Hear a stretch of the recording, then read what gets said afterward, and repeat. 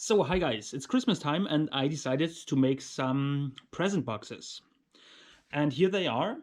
And this will be a two-part video. In this part I will show you how to make these cardboard boxes.